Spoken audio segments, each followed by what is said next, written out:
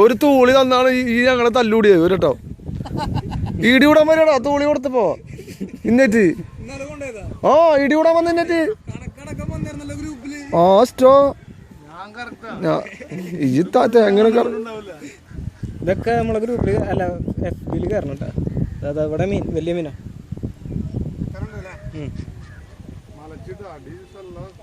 മോനെ തുമ്പത്തെ കരില്ലെന്നുണ്ട് കേട്ടോ.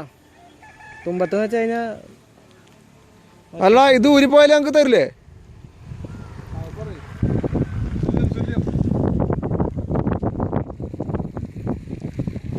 വലുതാ